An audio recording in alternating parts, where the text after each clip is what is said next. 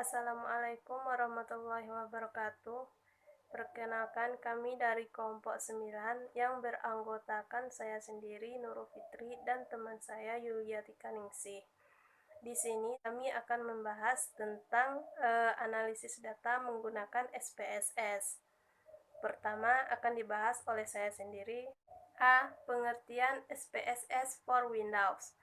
SPSS adalah kependekan dari Statistical Program for Science, yang merupakan paket program aplikasi komputer yang digunakan untuk menganalisis data statistik.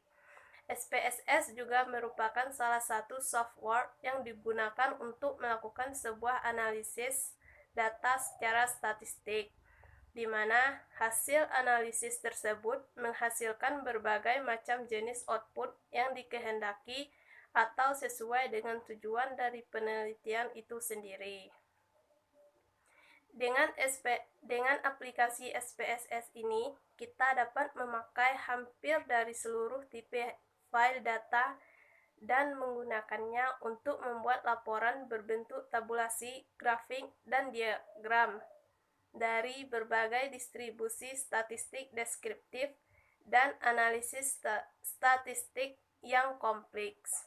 Jadi, dapat dikatakan bahwa SPSS merupakan sebuah sistem yang lengkap, menyeluruh, terpadu, dan sangat fleksibel untuk menganalisis data, mengolah data, dan memperhitungkan data.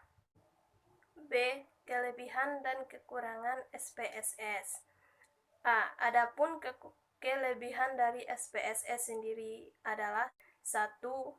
SPSS mampu mengakses data dari berbagai jenis file atau format yang ada, sehingga data yang sudah tersedia dalam berbagai format dapat digunakan secara langsung untuk melakukan analisis data.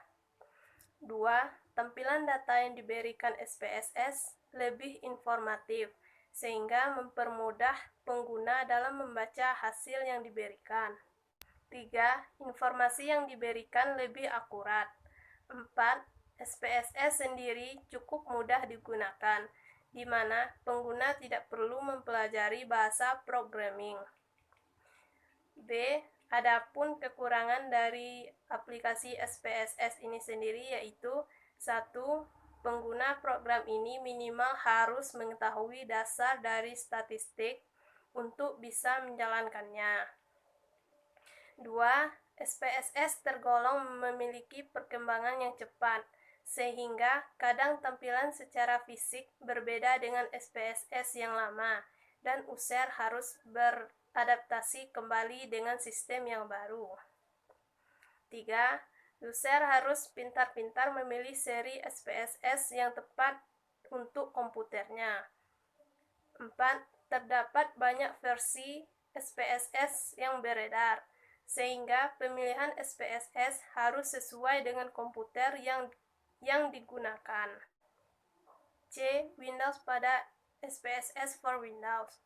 Dalam menunjang kerjanya, SPSS for Windows menggunakan 6 tipe Windows, yaitu 1. Data Editor. Data Editor merupakan Windows yang bersama output Windows pertama kali keluar pada saat pertama kali dioperasikannya SPSS for Windows. 2. Output Windows.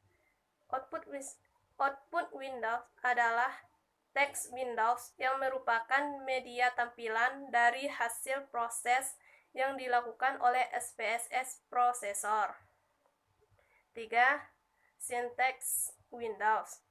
Syntax Windows ini merupakan Windows yang digunakan untuk menuliskan susunan perintah atau program dalam SPSS for Windows. 4. Card Browser adalah Windows yang digunakan untuk menampilkan card yang dihasilkan oleh SPSS. 5. Card Windows. Card Windows ini merupakan card editor yang digunakan untuk menyimpan, memanggil, mendefinisikan, dan mencetak card yang dihasilkan oleh SPSS itu sendiri. 6. Help Windows. Help Windows ini digunakan pada saat pada saat mengalami kesulitan dalam menjalankan program SPSS tersebut. Sekian penjelasan dari saya. Selanjutnya akan dijelaskan oleh teman saya Yuliatika Ningsih. Saya tutup dengan wassalamualaikum warahmatullahi wabarakatuh. Assalamualaikum warahmatullahi wabarakatuh. Di sini saya akan membahas tentang analisis data menggunakan SPSS. Saya akan melanjutkan pembahasan dari Saudari Nurul. D. Mendefinisikan variabel. Pendefinisian variabel hanya dapat dilakukan bila SPSS pada editor sedang aktif. Pada pendefinisian variabel, kita dapat melakukan pemberian nama variabel sekaligus menentukan format dari variabel tersebut.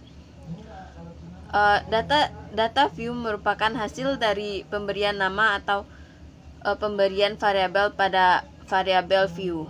Sedangkan variabel view merupakan salah satu cara untuk memasukkan nama variabel yang selanjutnya akan diolah dalam program statistik SPSS.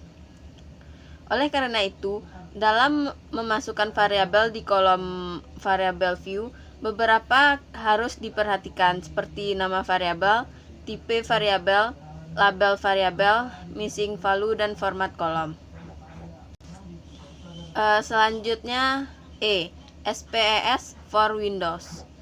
Hal-hal yang perlu dipelajari saat menggunakan SPSS for Windows yaitu pertama, menginput data. Menginput data dilakukan setelah kita mendefinisikan pada variabel view.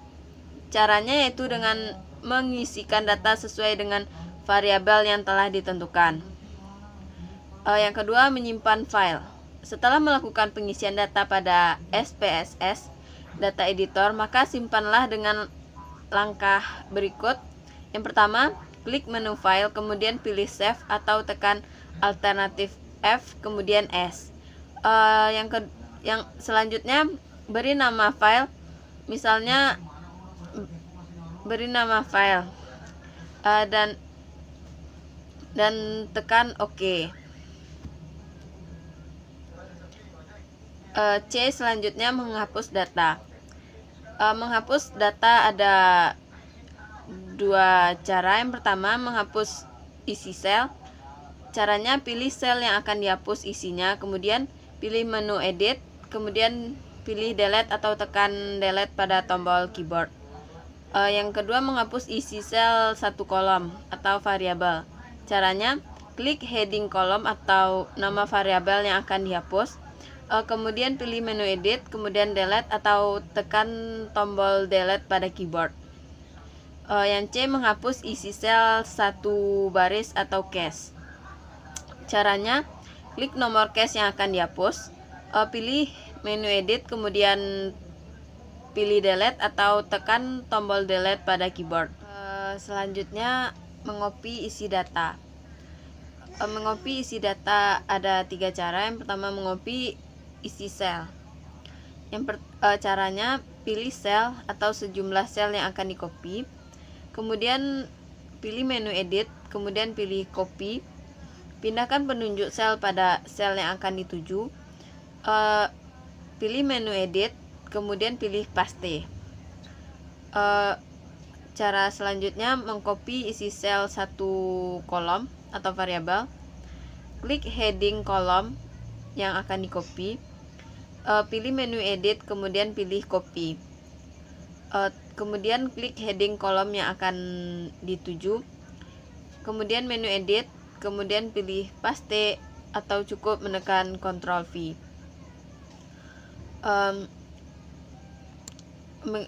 Yang selanjutnya, mengcopy isi sel satu baris. Caranya, klik nomor cache yang akan di-copy, pilih menu edit, kemudian pilih copy atau tekan Ctrl C, kemudian klik nomor cache yang dituju, pilih menu edit, kemudian pilih paste. Menyisipkan data. Menyisipkan data ada dua cara. Yang pertama, menyisipkan kolom. Caranya, pindahkan petunjuk sel